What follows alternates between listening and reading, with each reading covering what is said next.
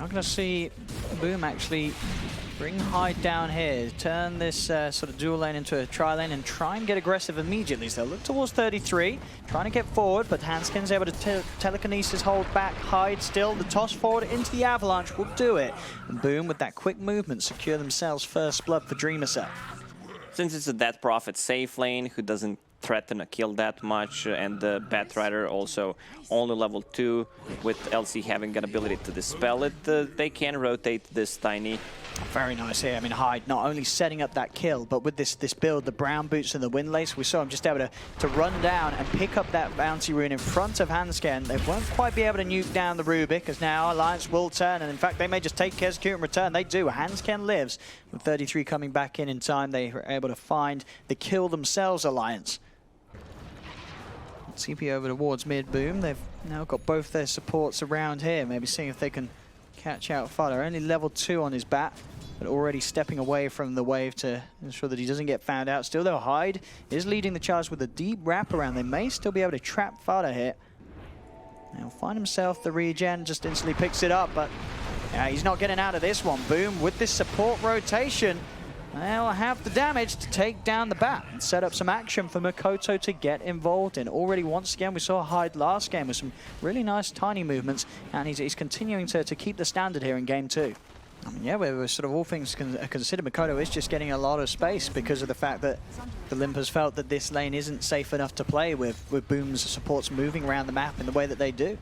Mikoto's having a very good start. He's able to go straight for that earn. Hyde, his reign will be put to an end for the great moves he made. They do end in a bit of a bang as he steps into the jungle, and Limp's there waiting for him, so ends up handing Limp a bit of a freebie.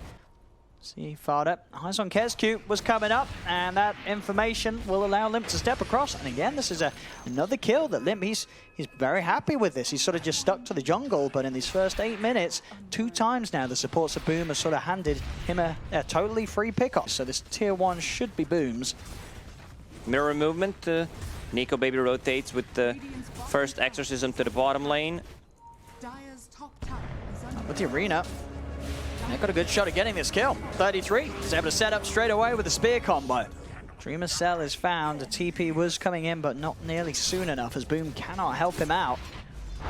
There's Alliance, not only getting that kill, but now looking for the tower. Mid lane, Fada trying to Firefly away. Hyde with the reach, with the toss-up, will be able to set up for the EMP to burn the entirety of Fada's mana. TP's coming in, though, and Fada, yeah, he knows that they can't quite finish him off. He's able to turn poke a little bit. They didn't have the further follow-up required to kill off the bat. Every core is having their game. Nobody getting shaken up entirely. Build-wise, no other surprises really. Looking at the cores, Dreamercell very much going for the same as he saw from Nico Baby, but he's in trouble. Still no point into the in that ulti. Not enough burst though. Dreamercell will live, but again he's playing it very, very close to danger. Has to take the walk back towards the base. I mean, he's got a salve actually. It's not going to be to the base, it's just going to be round towards the jungle. With the Tornado EMP, it can sort of slow down Alliance's potential in these sort of enclosed areas. But Boom, they don't want to let the game get to a point where Alliance are in the roast. They're trying to find some action before Alliance gear up and go for it. Down bottom, another Tornado off the mark.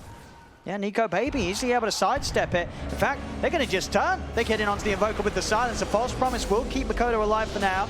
Using the EMP, Nico Baby getting, at least trying to get out of range of it. Does still clip him, but it doesn't matter. They kill off the Oracle, and now with the backup from Fada, they can lock down the Legion with the lasso. Alliance, they'll kill off 2.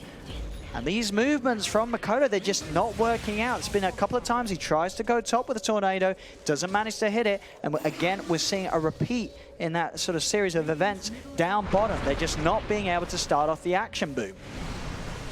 Also, there's a lot of what you want to call like wasted gold on Invoker right now. You have Spirit Vessel with 0 charges. Yeah, it gives you HP, movement speed, a bit of mana regen, but if you don't have a charge, especially against a DP, it's really not that useful.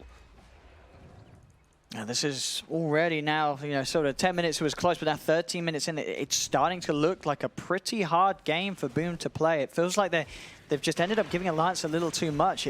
So far, the call from Alliance to They take this bit of a different approach with the draft. It's working. It really is. Both the TA and the DP in a great position. Limp halfway towards the Blink Dagger. Boom. They've really got to look for something as soon as possible. The last 2 times they tried it, it hasn't been a success. They've got to find something working for them. There's the AoE silence. Lift up with the drag Stolen back. EMP. It's going to burn a fair bit of FBZ's mana. We'll be able to pump it back up with the 1 charges. But still, though, Boom, they're struggling to really get involved in this fight because Mikoto, he's just caught on the front lines. That's their mid down and gone. And now Alliance, they could just look to roll over for even more, chasing down Hyde with the silence. They will be able to remove it, allowing Hyde to turn with a 4-man avalanche. But the move speed's there on Alliance's heroes. They could just keep on running, look towards Hyde. They may even be able to find Dreamer Cell as well. It's a double kill from Fada. Where's the Alliance, Arena? they're not done. Arena is down. Dreamer Cell is being found by Alliance. There's no help at all that can be offered up to keep this troll safe, and they're losing hero after hero. Alasso was out. They control Kescute. They're just killing them all now, Alliance. 10-2. It's a 6K lead. This game is falling drastically out of control for Boom. Dreamer Cell, he's an item and a half away from being prepared to get involved in any action as this troll. Once you finish that Deso and have 4 points in Meld, you can solo kill the Roche. Mars is going to come up and help out a little bit. The Death Prophet is level 13, which means 2 points in ulti. The Ghost double. Once you get it, also a casual double damage spawned near the Roche pit. It is time to go. They might go for high ground. Get the tier 2 tower if DP ult is still running. Oh, yeah. That's a good pickoff. Yep, they'll start it off. No TP. Oracle cannot get off this cliff. Another kill. This really is turning into a bit of a stomp here from Alliance. Just running over Boom. Playing so fast here, and now FBZ's got to be careful. Jump forward. 33's able to get the angle for the spear back. Mikoto's trying to push them off with the EMP. The silence and the siphon, the side blades as well, just cutting them up. The Arena will catch off Mikoto. They're going to go straight up towards this. He's got the Ghost Walk. They don't have detection available, so Mikoto will be fine. The CMP burning mana, slowing this push down. They need the regen their mana. Clarity running on Templar Assassin. But this game, oh, and it could be over. All it takes is one good fight. Death Prophet still holding that ulti. I mean, Limp has had a very, very, very impressive game. 3-0-3. It's all just sort of fallen into place for him as a TA. Now, they made the call, Alliance, to make Limp that win condition, as the panel mentioned, and it's looked pretty flawless so far. Definitely a switch-up that is working incredibly effectively in this game, too. Over they go, Mikoto. He's going to get focused. Limp jumping in, looking to get these kills. They do a commit with the duel. The Arena is down the back. He's going to win the duel. Fada survives. His 4 heroes dead on Boom. This is getting messy. 16-2. Oh, debated by Fada. He did not want to pop the ulti. He saw Legion Commander being around. That's going to be a full team wipe. And this is a bit of it's a bit of a sad ending here for Boomers. They have had such great moments at this LAN, but this game, I mean, Alliance, they've just pushed it up to 11. They are rolling over Boom right now. As Boom, they are going to have a chance with the high ground defense, but as these items just continue to fly out for all of Alliance's members, none of this is going to get anywhere easier for Boom. The difficulty is constantly rising. They can finish the tier 2 tower on the top lane and go end the game with the next Exorcism. Also, DP is level 15, finished off the Aghanim Scepter. I mean, look at they felt they got 3 heroes. Surely they can get the bat, but it wasn't to be the case.